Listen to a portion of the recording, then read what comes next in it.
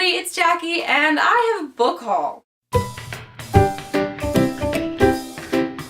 See, this came as a surprise to me. I really don't ever buy enough books at one time to make me feel like I need to do a haul. I usually try to be really good about only buying a couple books at a time and trying not to buy books too frequently. This past week though, I got 9 books. The problem with being on vacation is that you tend to think, treat yourself, just the whole time, right? I was given a certain amount of cash that my parents were like, hey, this is vacation money, use it however you want. And so I did. I got some books. Let me just show them to you. And actually, I'm also going to show you the other books that I bought this summer and just do a general summer book haul, which brings the total books from 9 to 15. 15 books total that I've actually purchased for myself this summer. And no, there's no more books being bought this summer. Everything else I'm going to just read from the library. Libraries are great and you should use them more often. So first things first, we're gonna back it up towards the beginning of the summer. In my town, there is a secondhand / antique store thing. It's pretty cool. They have a whole bunch of stuff in there. I don't remember what we were looking for. My mom and I went in there and I was just wandering around and I found a bookshelf somewhere in the back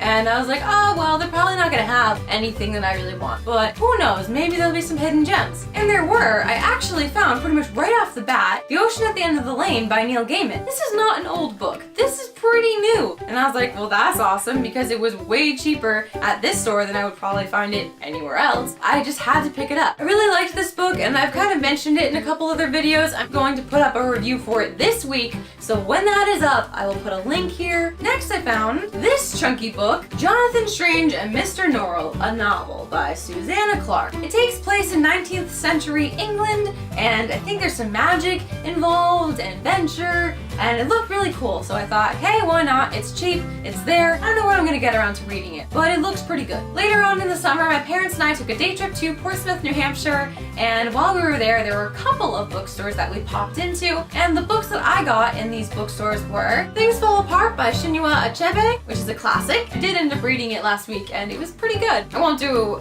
a review for it, but I'll probably mention it in my wrap-up to tell you what I thought of it. I also bought The Night Circus by Erin Morgenstern, and I'm really excited because this is actually the Booksplosion book of the month, I think. Perfect timing, and I was gonna read it this month anyway. So, awesome. It's about a circus and magicians, and it looks good. We also bought Behind the Beautiful Forevers by Catherine Bu, which is about Mumbai, and it's pretty heavy, the content of this book, but it looks really good, and it was the Nerdfighteria book club pick last month, so I'll probably get around to it soon. Last book that I got is so pretty. I love the cover and the color, and it's awesome. And I don't know how to pronounce the title. Mabinogion?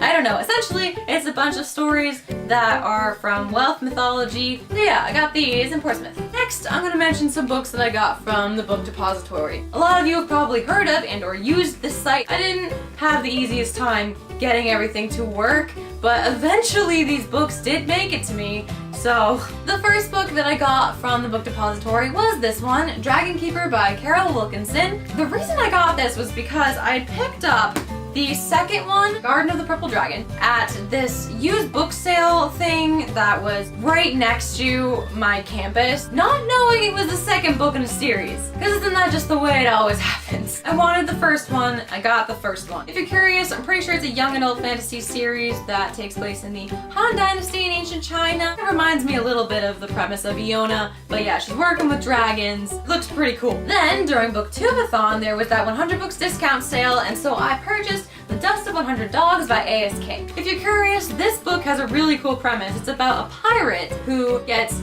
cursed to live 100 lives as a dog before returning to a human body, but all the memories stay with them this entire time. And now finally I'm going to show you what I actually got this past week while I was on vacation. The first 3 books that I purchased that I figured would be the only 3 books that I would purchase on the vacation was in the town over from where we were staying at Lake George. It's called Bolton Landing. There was a bunch of cute local shops, and one of them was a bookstore. It was like books and like crafty gift things. The first book that I picked up there was A Northern Light by Jennifer Donnelly, and it looks sort of like a murder mystery, almost. It looked pretty good, and I was like, why not? I looked it up on Goodreads, and one of my other friends has read it and liked it, so picked it up. Then I found Shadow of the Mountain, which is a historical fiction. It's about a Norwegian guy that is a spy, and it's like the World War II time, so they're invaded by Germany and he's a spy,